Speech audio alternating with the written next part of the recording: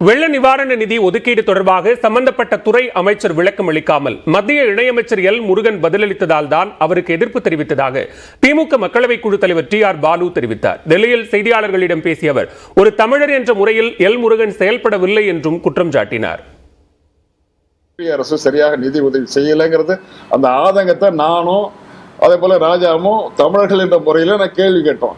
ஆனா தமிழர்கள் என்ற முறையில அந்த ஒரு அமைச்சர் அது சரியா ரெஸ்பாண்ட் பண்ணாம வேற ஏதோ பேசி அந்த அமைச்சருக்கு பதில் சொன்ன அமைச்சரும் சரியா சொல்லல. அவர் வேற மாநிலத்துக்காரர். ஆனா நம்ம மாநிலத்தை சார்ந்த முருகன் அவர்கள் இதை இன்டர்ஃபியர் பண்ணி கெடுத்துக்கிட்டே இருந்தார். இவர் மீன்வளத்துறை. ஆனா கேள்விக்கு பதில் சொல்ல வேண்டியது அக்ரிகல்ச்சர் மினிஸ்டர் சொல்லலாம், இல்லைன்னா உள்துறை அமைச்சர்கள் துணை அமைச்சர்கள் யாரும் பதில் சொல்லலாம். இவர் சம்பந்தப்படாத அமைச்சர் நீங்க ஏன் உங்களுக்கு விஷயம் தெரியாது, நீங்க உட்காருங்க அப்படின்னு சொன்னாங்க.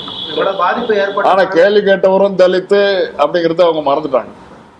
தலித்துக்கான போடுறாங்களே அவங்க எதுக்கு எடுத்தாலும் ஒரு தேர்தல் வியூகத்தோட அவங்க பேச ஆரம்பிக்கிறாங்க.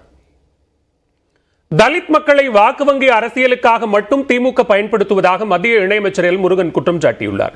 டெல்லியில் செய்தியாளர்களிடம் பேசிய அவர் தாழ்த்தப்பட்ட சமூகத்தைச் சேர்ந்த நபர் அமைச்சராகவோ எம்பியாகவோ இருப்பது திமுகவிற்கு பிடிக்கவில்லை என்றும் சாடினார். திராவிட முன்னேற்ற கழகம் அவர்களுக்கு சமூக நீதி பத்தின ஒரு அக்கறை இல்லை. வாய்க்கிலேயே வார்த்தைகளோட பேசுவது சரி. ஒரு தலித் அமைச்சர், குறிப்பாக ஒரு அருந்ததியர் அமைச்சரை அவர்கள் இங்கு அமைச்சராக பார்ப்பதற்கு அவர்களுக்கு மனமில்லை.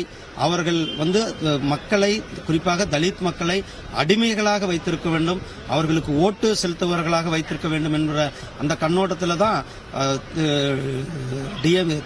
திமுகவை சார்ந்த திரு TR பாலு அவர்கள் இப்படிப்பட்ட ஒரு பார்லிமெண்ட்ல உபயோகப்படுத்தக்கூடாத வார்த்தையை உபயோகப்படுத்தியது ஒட்டுமொத்தமாக எனக்கும் என்னுடைய சமுதாயத்திற்கும் சேர்த்துன ஒரு மிகப்பெரிய அவமரியாதை தான் நான் கருதுகிறேன்.